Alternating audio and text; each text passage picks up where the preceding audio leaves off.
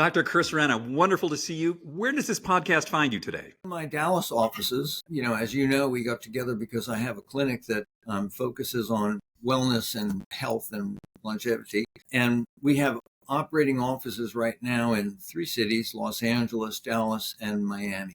And one of the reasons I'm so curious to talk to you is about the longevity of your longevity practice. You've been doing this since when, like 1990 or 91? Yes, 1990.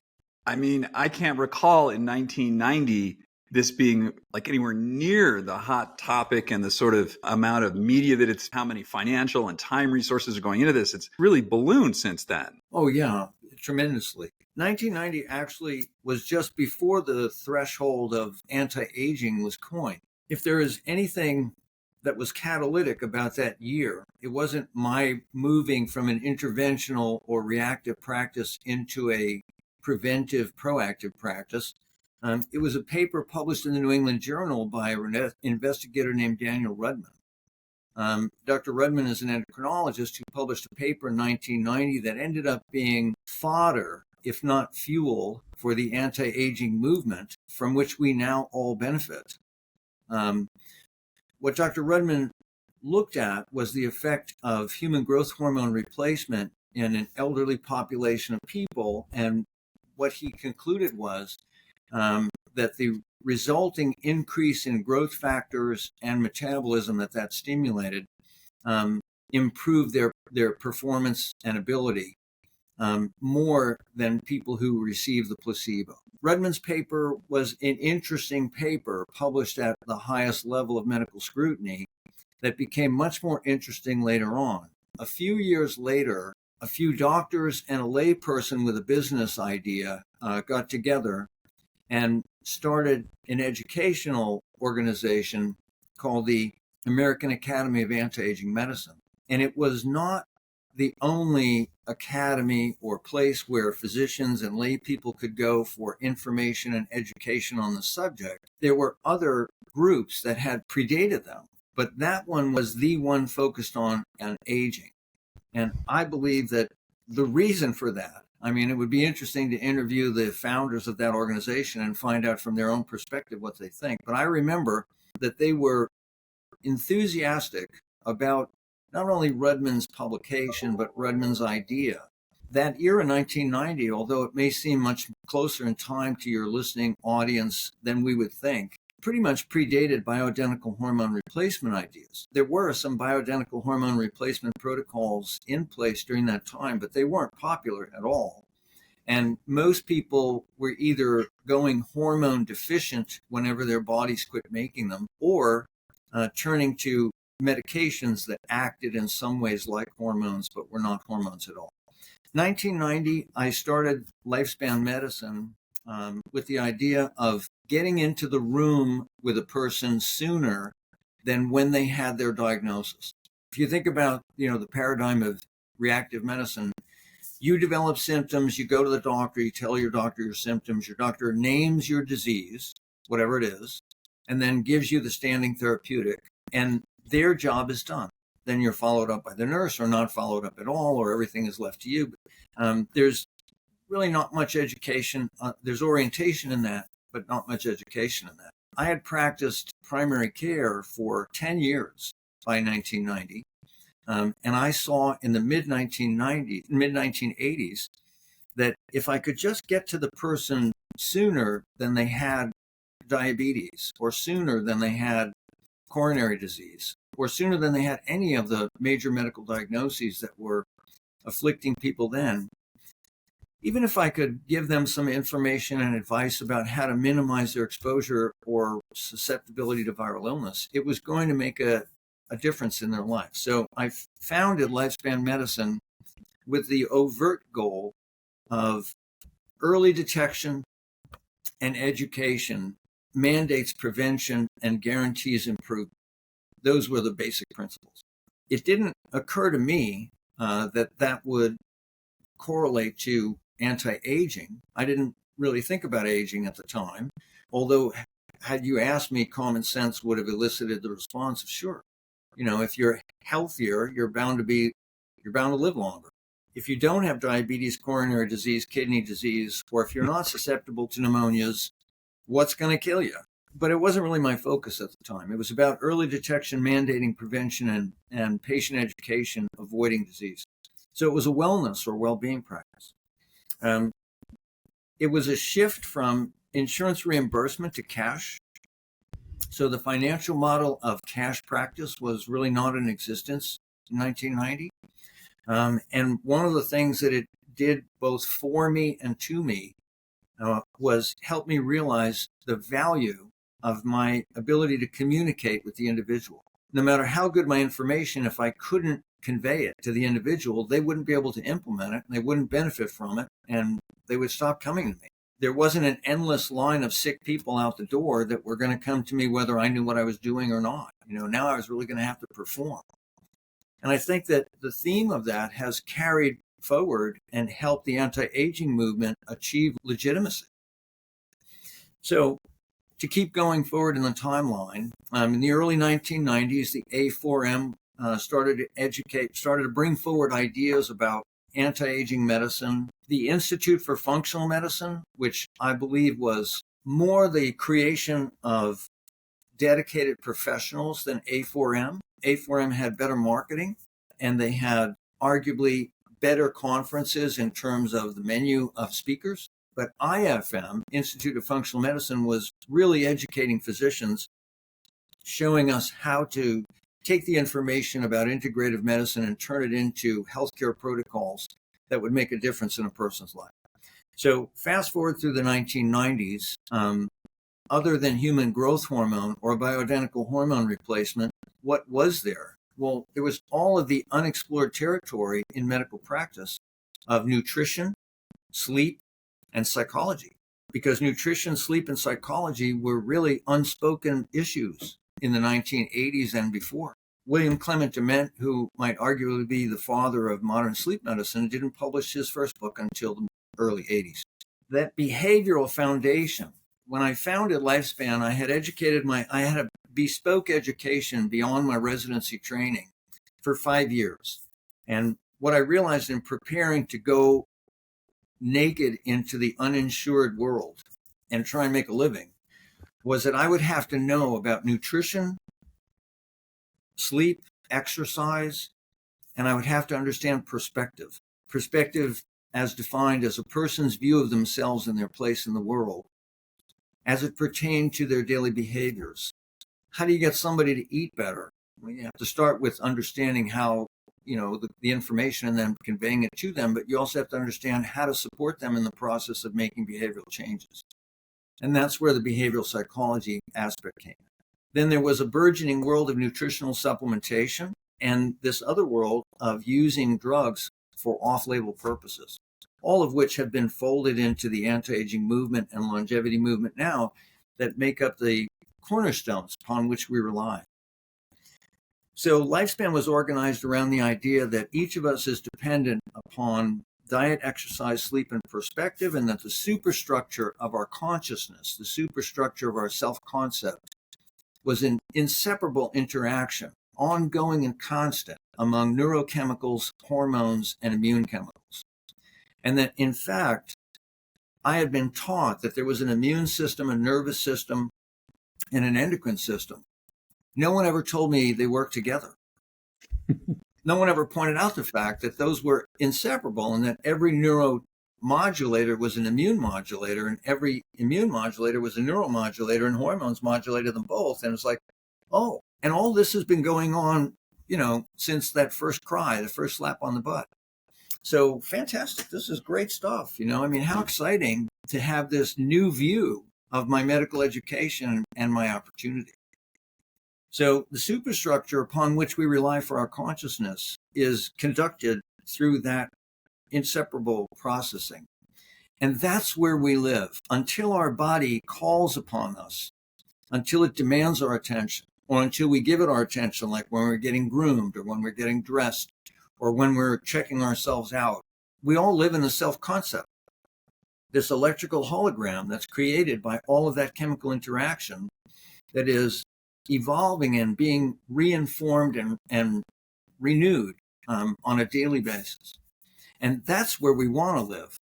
We don't want a bad knee to distract us from our ideas and our thoughts and our conversations. And really, if you think about what's the goal of longevity, the goal of longevity is to remain so functional that you forget about your body and you just spend all your time in your ideas and in the expression of those ideas. It occurred to me that there would be an audience of paying public. And I'm still here. The clinic is still going. We have 3 locations, not 1. And so in a certain extent, it was true. The 1990s didn't conclude with the same fantastic crescendo that I had imagined. And I'll tell you what the origins of my imaginings were.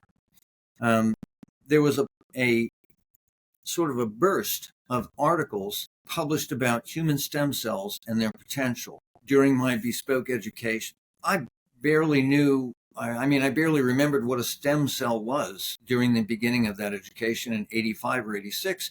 And I found lots of articles in the medical library that were being published recently about these cells and the amazing potential of these cells in therapies. So I thought stem cells, now that it had the light of attention, would probably become usable, would probably become valuable in a decade or two. At the same time, 1988 launched the Human Genome Project. And there was a great deal of excitement about once we map the human genome, we're going to understand it. And once we understand it, we're going to be able to manage it. Well, in my naivete, I thought, I've made this transition from a reactive practice to a proactive practice. And within 10 or 15 years, everybody's going to be doing this. Like, I'm not going to be the guy standing out or standing apart anymore. Everybody's going to be standing around me. And the guys left in reactive medicine are going to be, the oddballs. Well, the wheels of science don't turn that quickly. So as we've all seen, stem cells are still of tremendous potential and barely harnessed, barely understood. We learned once we mapped the human genome that there were 4.6 billion possible combinations. And like so many other models of highly complex systems, we had no ability to understand. What we could do was go to work every day and learn how to better communicate the principles and understanding that we had, how to streamline the programs, make it easier for people to adopt. We could stay current with the information so that what we thought about carotenes in 1995 was either confirmed or denied by 1999. And what we thought about this or that other diagnosis or tool would just continue to evolve, and we would all get better and better at it. And for those people who we advised, they would be better for it. And that's pretty much the story of lifespan. I've taken you from 1990 to 2000 in my recollections at the moment, but I'm happy to pause and let you comment or ask another question.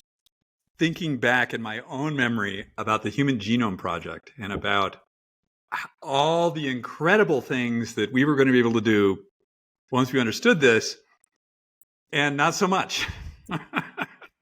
Well, not yet anyway. Not yet. And I think it's one of the things that I like the analogy of the flying car.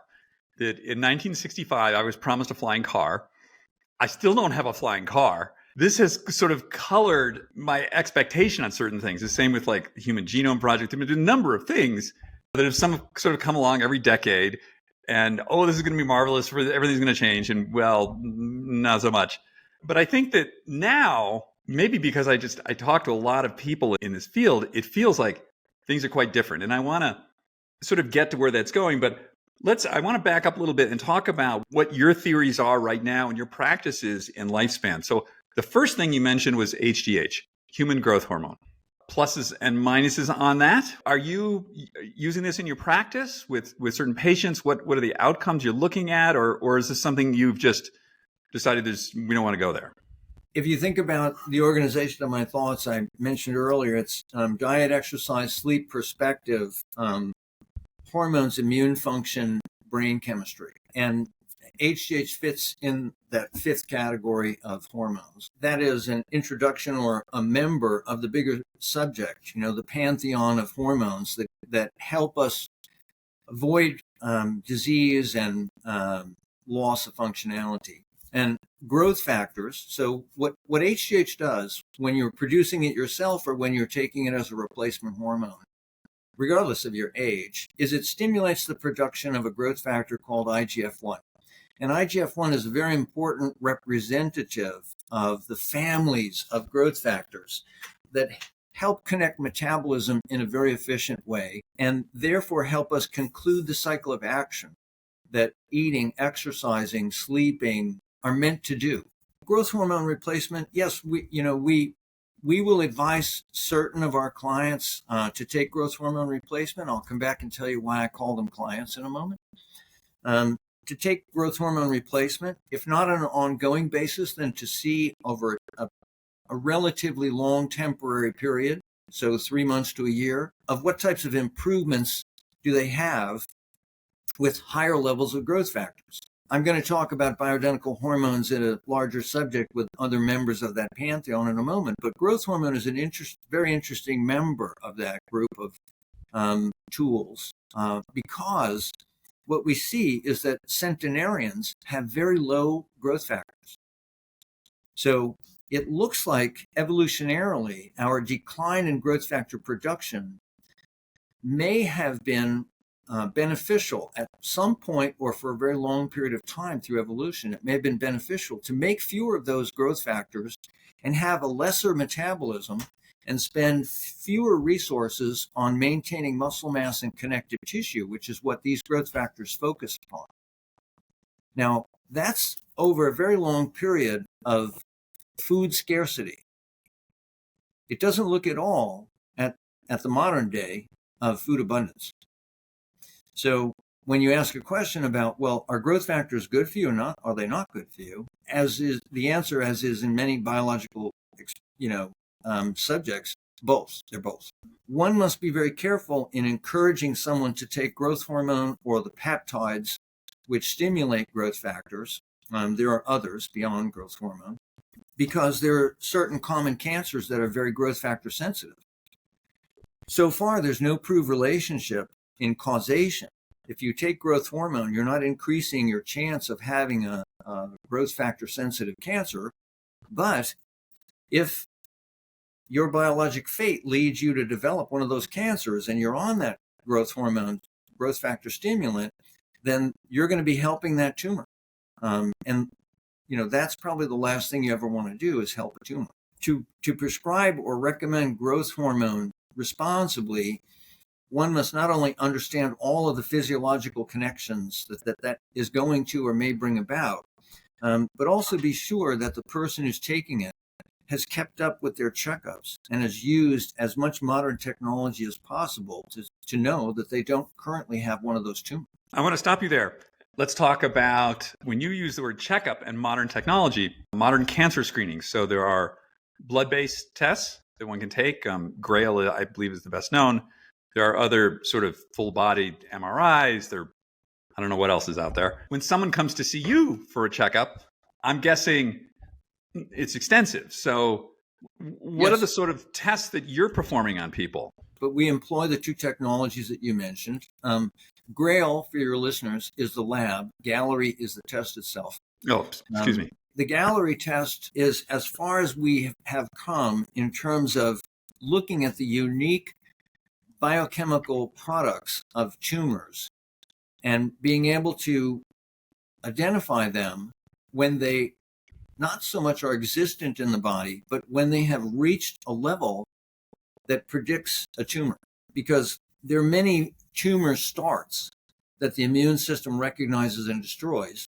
And those tumor starts produce some of those byproducts that could be measured in the blood, but it would never go anywhere. If the Gallery test had such a high sensitivity that it identified precancerous molecules or cancerous molecules, it would not be very accurate. So what that laboratory had to figure out was, where do we draw the line? And how sensitive can we be without becoming Chicken Little? telling every person who has our test that, oh, we think you have a cancer. There's an antibody that the immune system makes in response to cancer called anti-malignant antibody. It was the predecessor of the Gallery test in the 1990s. And when I learned of it, I incorporated it in all my exams. And everybody had it.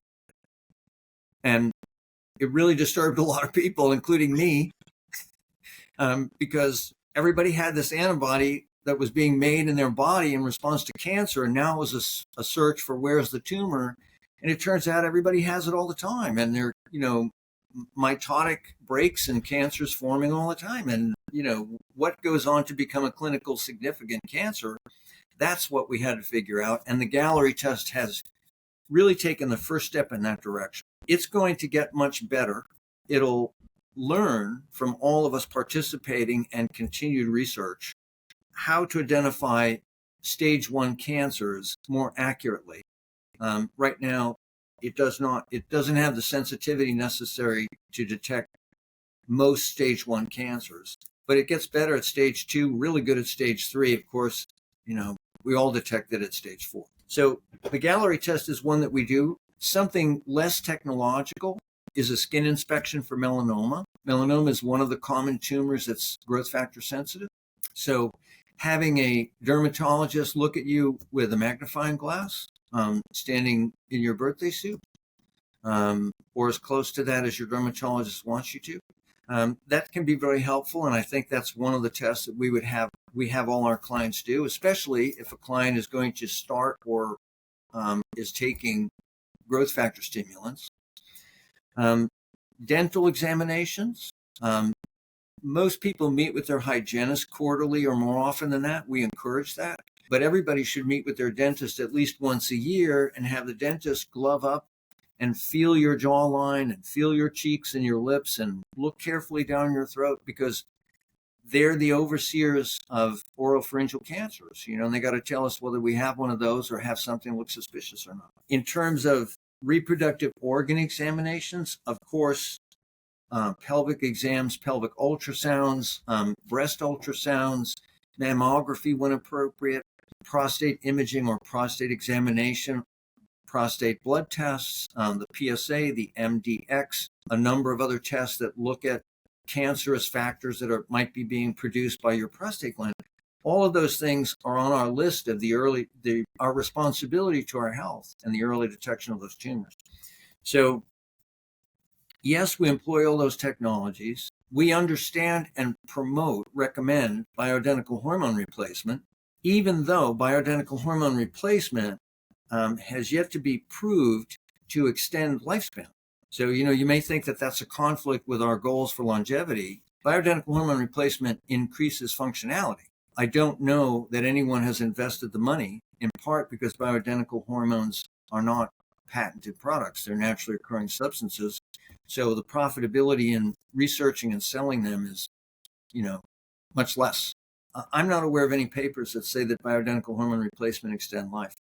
Getting back to the centenarians and the growth factors, though, I think, and the way we manage it at Lifespan, is that if your health-related goals, your health-related needs, and your laboratory tests align, those 3 factors can make you an absolute really good candidate for growth factor stimulation through peptides or growth hormone replacement. It's even clearer when you're talking about estrogen in women and testosterone in men, and yet the same caveat exists. You have to be sure that they don't have an estrogen sensitive or just, androgen sensitive tumor. So again, I think I'm over answering your questions, so I want to pause and let you have a chance. But that's our thought about hormone replacement in that scheme of, those important topics. What comes to mind is the balance between optimizing current functionality, I guess, and then the sort of future trade-off on that. The example that really comes to mind is I know a lot of high-performing athletes. And with a high-performing athlete, it's all about this sort of window of time, maximum performance, and they're not thinking too much about what happens 30, 40, 50 years down the road. But I think that to a lesser extent, the same paradigm can be done for people who are in their 50s, 60s, 70s. And are you having these kind of conversations with folks that's saying like, hey, well, yeah, you may feel better and be stronger now, but maybe this isn't long-term best for you? Or is there sort of a Goldilocks center there that we aim for? In those choices, the Goldilocks concept is really the goal. But the Goldilocks concept is really a lot more complicated and highly individualized than the allegory. Meaning, balance is quite a subject, and achieving balance. Now, when we're talking about, let's just say, objective measurements of balance, a person comes in and they have high adrenal stress hormone and low adrenal raw material. They have imbalances of their reproductive hormones. They have thyroid out of whack. Their growth factors are too low, or their binding protein, which neutralizes the growth factor's effect, is too high. You have one of these, very chaotic hormonal profiles. We think that the best way to handle that is to go back to the foundation and look at diet, exercise, sleep, and perspective. I didn't think of it in the moment, but I could relate the hormone picture I gave you to each of those topics about what goes up or down with insufficient sleep, and what goes up or down with too much stress, and what goes up or down with, a high carbohydrate, simple sugar diet, or for that matter, high fat diet. So all of that corresponds. And so our approach is your longevity with today's abilities. Your longevity is going to be 80% dependent upon your daily habits and behaviors, and 20% influenceable by tools.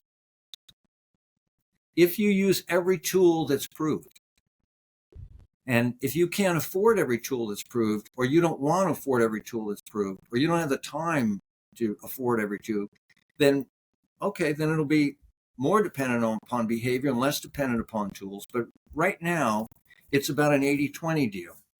I anticipate you asking me at some point, what do I think about the future? And I'll preempt that now and say that I think that in 10 years, it'll be a 70-30.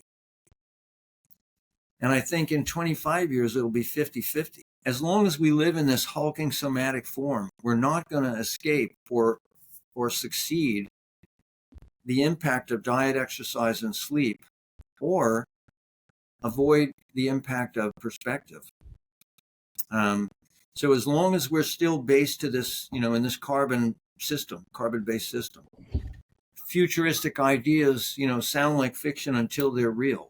And there may come a time for humanity, and I'd be happy to explain to you why I think this is even a valid thing to say. There may come a time when we're not so biologically based. As I described earlier, most of us live in the world of the self-generated informatics. And what we've seen is that there are less needy and more reliable systems of informatics than the human body. Again, I'll forecast what am I excited about? And I'm excited about things in biology, but I'm intrigued and very excited about things in informatics. We're on the verge of developing generative AI, and we have developed generative AI. We're considering both the risks and benefits of sentient AI. I think that the way our brain works, we are naturally drawn to the risk before we're drawn to the opportunity. And I think that works, that's kept us here, and that's brought us as forward in our technologies as we've come, which I think is phenomenal.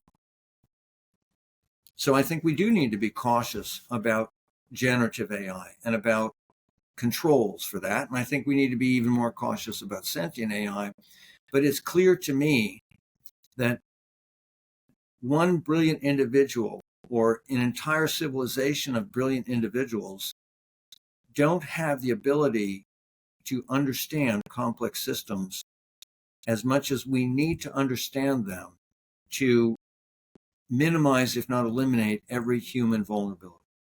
So I'm interested in AI and its impact on biotech, its impact on medical practice, on the specific areas of my interest, which is the early detection and changing future of disease. I'm also interested in the things that are going to happen, I think, perhaps sooner. With or without AI, will we learn to use stem cells in some really productive way? I think the answer to that is yes. I think we already have and we will. Are we going to be able to use CRISPR, the gene modification science and technology, to change the fate of people with genetically based diseases and then to change the expression of genes through epigenetic manipulations to give us an opportunity to all be healthier for a longer period of time? It's a lock. That's my 10-year thought. Are we going to understand and be able to correct problems in our nutritional resources? Relatively nutrient empty American diet. I don't think we're going to have the opportunity or ability to correct our farming techniques, but I think that technology, as technology has in a very crude way through the development of 100,000 dietary supplements, almost all of which have some assigned benefit, I think we'll be able to organize that better. And if not engineer foods, then be able to identify the food qualities of our dietary sources so that we can really figure out, is a carrot bought at my supermarket, what's its nutrient density compared to the carrot I'm buying at the farmer's market? Is there a real difference, and is there enough of a difference, and do I need to eat 3 of these carrots in order to make up what I'm looking for? I think that just more information about that. Think about if a group or organization of individuals were to get together, solicit the contributions of a recognized group of elite thinkers, as well as review all of the existing database. I'm back to the AI model again. That group or that program could create what I do without the limitations of the medical mind of Chris Renna and approach the freedoms of the medical mind of God. If God had a complete understanding of every physiologic system and all of its implications and interactions, what would God recommend we have for supper? AI holds that potential. Generative AI holds that potential. We wouldn't need a sentient AI to tell us to judge us. It would only inform us. So I think that the future is amazingly bright, so substantial now. Earlier I mentioned that there was scientific basis and that the principles of scientific basis should underlie all of the changes in the behavior that we make, and it should be carefully and considerately applied by a practitioner, an informed practitioner with whom we're partnering on this. I call the people who come to me for advice clients because the physician-patient relationship has an inherent hierarchy that takes agency from the individual and loans it to the expert. And what I learned in my early years at Lifespan is if they think of me as their doctor, they're going to rely upon me to change their behavior. And I can't change their behavior. They're going to have to rely upon themselves to do that. And so I've got to be the same guy as their tax accountant, or I have to be the same guy as their retirement advisor, meaning I have to be an advisor consultant, but they have to have both the agency and power necessary to make the changes that they for the results they seek. It's an exciting, really exciting time. And, you reflected on how long I've been doing this. I don't know that something that is so demanding in so many different ways, I don't know that I could ever have continued to do it or to be as enthusiastic about it as I am if it weren't this compelling and it weren't this rewarding. I want to note that the client-practitioner relationship that you outlined, I think, is one of the biggest changes that I personally experienced in the 65 years that I've been walking around that didn't used to be the case. And that's how I personally deal with all of my practitioners. And, we have a discussion. And then, okay, so what do you think? And what am I willing to do? And I like that partnership. I don't know if everyone does, but I do. You're very optimistic about the future, but I want to temper that with some things here. My guess is since 1991, I mean, we talked about the Human Genome Project, which has been interesting so far, but not really that impactful. What are some of the other things that you've come across that you just thought were like, oh my gosh, this is amazing. I can't wait to bring this into my practice. And it didn't work out so well. Ah, I see. So the things that I was excited about until I tried to use them and found out they weren't as powerful as I thought. That's right. Sure. So one of the things that we ask people to do is to support their nutritional needs through dietary supplementation. And one of the innovations 10 or 15 years ago, which moved us away from multiple capsules, pills, and gels, a simpler format, were individualized preformed powders. So there was a period of time where I had an opportunity to send the nutrients that I wanted you to take on a regular basis to a company that would then formulate a powder, send you a powder with all those ingredients and a machine, and you could make a daily beverage out of that, similar to the protein shake that many of our clients rely upon to make sure they meet their protein needs. And instead of you standing in front of the blender with all these jars of vitamins, opening it up and pouring the powder or crushing the gel or pulverizing the pill, this company was going to do it for you. And I thought, this is great. This is terrific. It's going to change everything. We're going to have to switch our pharmacy over to this. In fact, it may close our pharmacy. These guys may take over the industry. Frankly, nah. It was a myth. People got the machines. They got the powders. They did it for a couple of weeks, a couple of months. Then it was like, can you send me those pills again? Or they would come for the annual examination. It's like, so how you doing on that vitamin formula? It's like, oh God, I don't know. I don't know where that thing is. I have to find it. I have to ask the housekeeper. I think she put it in the closet. That didn't go over that big. The science and technology of hormone pellets, hormone implants. Full disclosure, we offer hormone implants, testosterone implants, or female bioidentical hormone implants to our clientele. Some of my physician associates at Lifespan are much more enthusiastic about that than I am. I'm not a strong promoter of hormone pellet implantations because the slow release system that they depend upon has not yet been perfected. So for me, let's just say that any 65-year-old male comes in with a total testosterone of 350, which is barely above the normal range or in the normal range, and a free testosterone of 5, which is below the normal range, and a list of symptoms. Hormone deficiency should be a clinical diagnosis, not a laboratory diagnosis. So a list of symptoms that corresponds to this person suffering from insufficiency. And I'll just put an asterisk by that to say that some people have very low levels of circulating hormones and very high sensitivity to those same hormones. They don't need any more.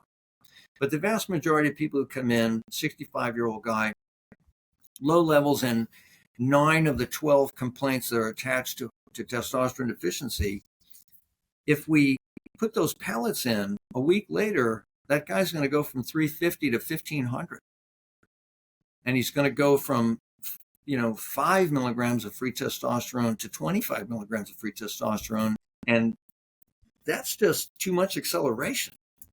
That whole idea about, hey, I can make this much simpler with this slow release technology hasn't really, in my view, been achieved yet.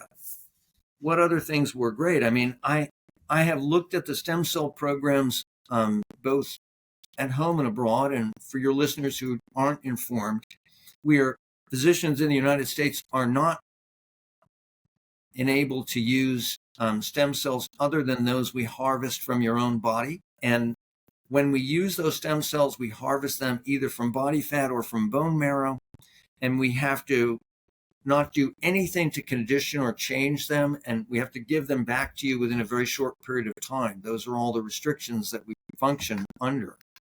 If you go abroad, you can receive a whole variety of stem cells from different aged people and from different sources, umbilical cord and cloned populations. And you can even get the extracts from these stem cells, which seem to be a core value of them, in the form of exosomes. And you can have these, periodically, and each time my clients have gone abroad to get these, they've reported a blush of improvement for a brief period of time. What we're all looking forward to is when you could have those same stem cell treatments here in the United States for much less cost and less hassle, and we would learn how to orient those stem cells to not only dissolve and release their valuable contents into your blood, which gives you the blush of improvement for 8 weeks or 12 weeks, but we would learn to speak to those stem cells and tell them what we need. Like, I need more cartilage in my knees. I need, better protein elimination systems in my hippocampal portion of my brain. And in fact, I need more functioning neurons in my spinal cord to maintain my agility and balance. And right now, we can't rely upon stem cells for any of that. I think I definitely thought that we would have been able to rely upon them by now, but not yet. I think this is fascinating. I realize I'm going to be asking you to perhaps give some information you don't want to do. We've talked about various kinds of testing. We're talking about hormone replacement, exogenous molecules, sirolimus, rapamycin. A lot of people are enthusiastic about that, and some other things out there. What are you seeing, sort of generalized client population that you're seeing is actually moving the needle? You've talked about this 80-20. So 20 is actually a substantial move you can make with the needle. So what are the sort of technologies, the sort of therapies that you see that really do move the needle outside of those initial? You spoke about sleep, nutrition, and the psychology of the client. What are the things additional to that you're seeing actually move the needle? Sure. And now I am talking about our programs. It would be paradoxical, if not silly, of me to talk about things that we could be employing today that would be of benefit to our clientele that we were not employing today. So everything I'm about to describe can be parts of a program for an individual at Lifespan. The menu of these things varies only by the time that you come to Lifespan and your individual needs. So what I mean by that is, do we do everything to everybody? No, we don't do everything to everybody. Over time, if you give us enough time, we probably will, because we will find the value at the right time and the sequencing of these procedures. But let's talk about the sort of super anti-aging program. The super anti-aging program begins with detoxification. And let's assume that everyone we're talking about is 35 or older. We go through developmental epigenetic changes in our 20s that basically cast our fate for the rest of our lives. And so it may not, you don't know what to do for the 19-year-old or the 24-year-old. Yes, I mean, there are some things we do. We take care of a good number of young professional athletes at a very high level of performance. And there are certainly things in that first schema of diet, exercise, sleep, and perspective that can be very influential to themselves and their careers. But let's just talk about the general, the likely person who comes to Lifespan between age 35 and age 85. And in that 50 years, what are we going to think about? We're going to think about detoxification, because every year after 25 or 30, you're producing more toxins in the body than you can eliminate. And some of those toxins cannot be eliminated through your biological process. So they're going to be there when you're 85. You're making some byproducts of metabolism that are going to either circulate or remain bound in membranes or two cells for the rest of those 50 years. We can detoxify those. You can grab those and draw them out, or you can enhance the elimination process to get much better washing of the membranes, much better detachment of the superficial receptor binders, and you can move them out of the blood. You can move them out of the blood through the bowel and through the urine, and you can move them out of the blood through filtration. So detoxification is one of the first steps. Where are the majority of those toxins coming from? Well, they're coming from the invisible input of the environment. We can't see the environment, but we know it's affecting us, and we know that we're absorbing some of the toxins from that environment that we can't get rid of. So they're coming from the invisible environment. They're coming from our own metabolism. Every time we combust a carbohydrate with an oxygen molecule, we get energy, waste, and damage.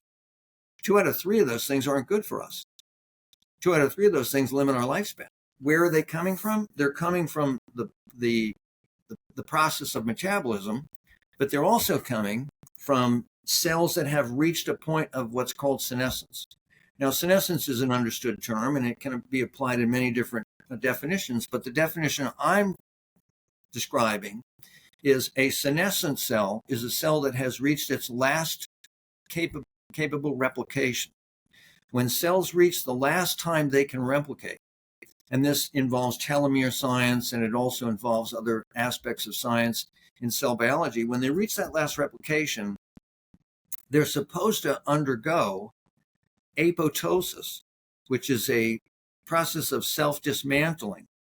And the apoptosis process is advantageous because it saves and recycles the usable parts while neutralizing the toxic parts. And what we've learned by Jim Kirkland's work at Mayo Clinic over the last 15 years is we are made up of depending on our age, we're made up of a preponderance of these senescent cells. And the senescent cells are comparable to an elderly dependent population. And that's a population that uses resources without benefit to the organization or the whole, and is toxic to the extent that it cannot really control its membrane dynamics. So things that are made within that cell that should never be secreted are secreted into the cellular community. And one of the things that a different set of investigators than Kirkland showed was that the more senescent cells you have, the faster you age your younger cells. So an older cell population, a senescent population, ages young cells. That's why age accelerates. That's one of the factors and one of the reasons that age accelerates. We need to get rid of this population of older cells. We're talking about liver cells, spleen cells, kidney, gut membrane cells. We're not talking about individuals, people. We don't need to get rid of our elderly population. We need to get rid of our elderly cells so that it will slow down the accumulation of these toxins. Because depending on your age and your physiologic profile, that's your greatest source of toxicity is yourself. Okay, how do we do that? You do it through detoxification combined with senolysis. You mentioned rapamycin sirolimus a moment ago. It's a well-known drug used off-label to encourage senescence. Jim Kirkland's model used a drug called dasatinib in combination with a nutrient called quercetin. So we treat our patients with rapamycin and dasatinib and quercetin at different intervals in order to continuously cull the population of senescent cells in order to reduce toxicity, in order to enhance the physiologic endpoints. I want to stop you for a second. So if you're giving somebody a D plus Q protocol, what are the markers that you're looking at to see, did this work, did this not work?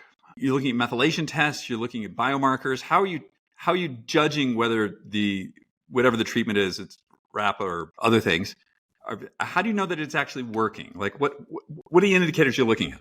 We're looking at indirect markers, and that's mostly because there are yet no identified direct markers. So we're looking at indirect markers, and we're looking at viral load. We're looking at immune system profiles. We're looking at other variables, including DNA methylation, including omic age. I'm sure you know what that is, and many of your listeners might be interested in the omic age discussion. So we are looking at that. We're looking at telomere length, but not so much for that purpose, because we don't see the relationship between senolysis and the extension of telomeres. It looks like telomeres predict the need for senolysis. They don't describe the aftermath. So we're looking at all of the easily accessible, currently affordable markers. And they're all indirect because, to my knowledge, there are no direct markers as yet. We're going to have to identify much more specific agents that can tell us that. Like the first thing we want to know is how much have we reduced the senescent population? So you have to be able to quantify the senescent population, or something that's constant or consistent with their contribution to general physiology. And then the second thing would be, what are the markers of improvement? If we see this level lowered, is that sufficient? Or are we looking for the replacement of those things now generated by the younger cells? So how do we measure the contribution of younger cells, the detraction of older cells? We're going to have to develop those technologies. So yes, we are measuring things and we are seeing a laboratory difference. Subjective responses are just that. They're very anecdotal. I have people who go abroad and spend $150,000 on stem cell replacement, come back and say, I didn't feel a thing. I had traveler's diarrhea. So it's like, oh, that was a wholly unsuccessful endeavor. And people going to the same program and coming back and saying, my 1 rep maximum strength in the gym increased by 25% in 1 week. My maximum bench press was 180. It went to 220. Okay. Fantastic. Biological individuality makes up the difference. But there's also a lot of subjectivity that goes into those experiences. What you condition yourself to think in the beginning and how that affirms or denies what you thought in the end. And what was the experience like? Did they have trouble with the IV? Did you get traveler's diarrhea? Did it cost twice as much as you thought it was? All of the subjective factors. So subjectively, yes, we see improvements. We don't see anybody who goes through the program of detoxification, senolysis, or the next step, which is plasmapheresis. Plasmapheresis or apheresis is a process by which you can use several different techniques to filter out identifiable products in the blood. And it's approved by FDA in around almost as long or longer than lifespan. And it has been used and applied very effectively in reducing autoimmune antibody load. But it's also been shown to be able to remove a lot of other substances that cannot be removed from the blood. Some of those toxins I talked about earlier, and I'll come back and define toxin in a minute. Some of those toxins I talked about earlier can't be removed by your body. You have to get a magnet, take them out. A toxin, by the way, in this discussion is any substance in the body that no longer has a defined positive purpose. So toxin and poison in this subject or this conversation is different.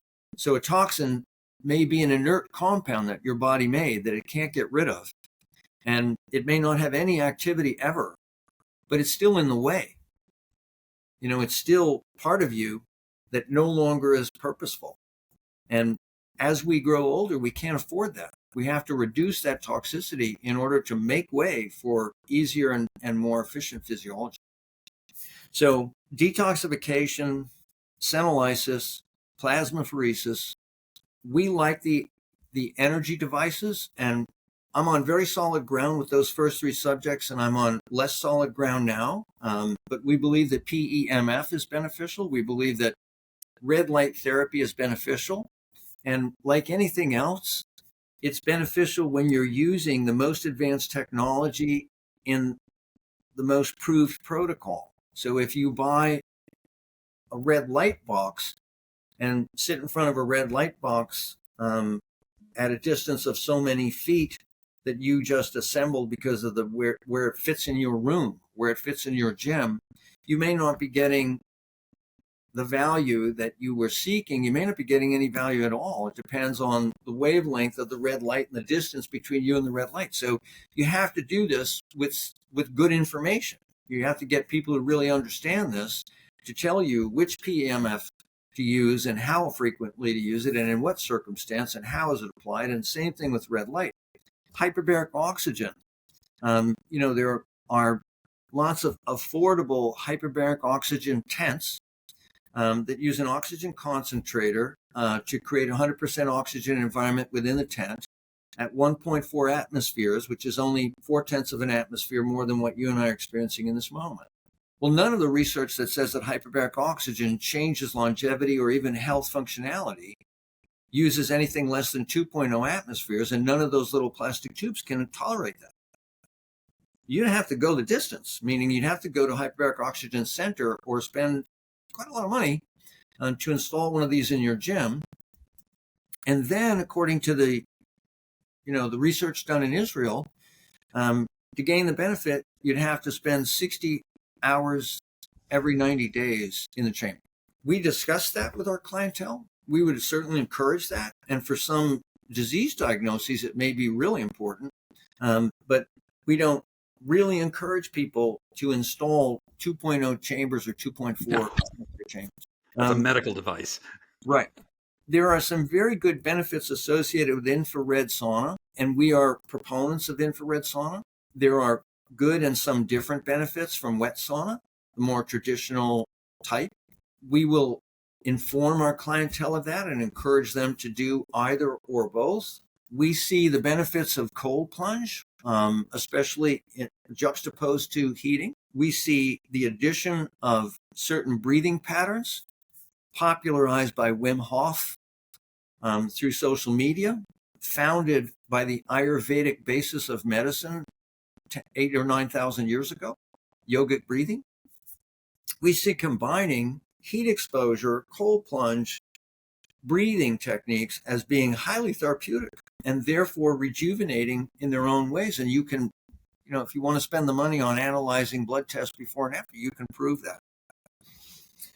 One of the areas that is new and I would say very hidden that I think you may see more on it. It'll depend on a lot of different factors that I can't really predict today. But one of the alternative treatments for cancer and untreatable infection over the last 25 or 30 years has been hyperthermia.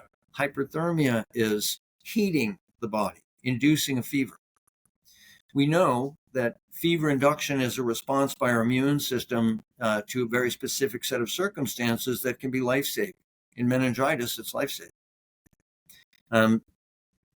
We've learned that if you have the ability to control brain temperature, which I would just mention for your listeners, I'm unaware of any clinic outside the United States that has that technology. So you could go for hyperthermia treatments, either for health and longevity, for cancer, or for untreatable infection, but I wouldn't recommend it. If you have the ability to accurately measure deep brain temperature while you're raising the body temperature, you can bring about some very valuable therapeutic responses. Because it's such a defined and specific, narrow application, there's not a lot of science on its benefits other than its use in neurodegenerative disease, untreatable infection like drug-resistant tuberculosis or Lyme, or cancer. But we think that's a burgeoning area of science that in the next 10 years will become developed and more accessible to individuals. Wonderful. We've talked about so much, and I don't want to bore our people with taking up too much of their time. I just quickly want to ask you, can you summarize how you would detoxify someone? A number of these things we've talked about here sort of fall into that Venn diagram, but if I come into you and I say, okay, detoxify me, what would you do? Yeah. It would, of course, be customized to your profile, but in general, we could use intravenous phosphatidylcholine, intravenous folic acid. We could use intravenous vitamin C, and we can take blood from you, ozonate the blood, and reintroduce the blood in a very short period of time that will hyperoxygenate you, making it easier to move toxic substances from the membrane into the circulation and out of the circulation through the usual elimination pathways. At the same time, we can identify which nutrient deficiencies are most likely impacting your inability to detoxify. We can look at a huge area of contribution to either the toxicity or detoxification process, which is the microbiome. You can do that through one of several, not many, but several stool analysis tests. We can look at salivary microbiome for the mouth, and we can look at the upper digestive tract microbiome with testing too. And we can, if we coordinate these different measures so that we're not asking you to overlap or duplicate or do things that are either going to be conflicting or non-purposeful, we can do a very efficient detoxification, senolysis, plasmapheresis program in as few as 3 months. It's not just doable. We're doing it. We've been doing it for a while, and we are seeing both objective and subjective improvements. I won't say even more, like more exciting things, but there are more exciting things to talk about. I don't know about listener fatigue or, for that matter, your fatigue, David fatigue. But there are more things to talk about. Exosomes are huge. Exosomes are the language of the body. So if you think about it for a moment, you cut your finger, and over a period of 3 to 5 days, your finger heals. What happened? Like, exactly how did that happen? When you cut your finger, you bled, you put pressure on it, the bleeding stopped, you put a Band-Aid on it, you might have put some antibiotic ointment on it. Okay, great. What's happened? What's happened is immune system cells were called by the damaged cells to the site of the laceration, as were stem cells. And when the immune system cells, the stem cells, showed up on the scene, they had to communicate to initiate the process that would ultimately result in your healing. What's their language? How do they speak to one another? Exosomes. Exosomes is the lingua franca of the human body, of the mammalian body. It may be the lingua franca of everybody. How exciting is that? And understanding how to condition a stem cell population or an immune system population. If in my simplistic, oversimplistic paradigm, the immune system is giving instructions to the stem cell that it interpreted from the damaged cell, if that's how the conversation ensues, we could get a farm of immune system cells, white blood cells. We could get a farm of stem cells, certainly more capable than yours or mine. Some 19-year-old young lady or some 19-minute-old person, girl. Only girl stem cells are valuable, female. But we could harvest those cells. We could then communicate with those cells as if it was a site of a laceration, harvest the exosomal contents, and have those exosomal contents to give to people even before they showed signs of wear and tear, before they showed signs of injury or inefficient processes. This is a really exciting topic. Exosomes really exciting. Chris, huge amount of information there. Thank you so much. I love the longevity of lifespan. If I were like a marketing guy, I would do something with that. It's really good. Thank you so much. We'll put contact information in the show notes if anyone wants to get in touch with you or with Lifespan. This has been tremendously informative. I really appreciate your time. I know you're a super busy guy. I enjoyed it too. I don't think I could have enjoyed it more. And I would say that, anyone who does reach out, we'd be happy to help them in any way that we can in terms of working together. Everybody's welcome. Thank you. Take care now. Bye-bye. Bye.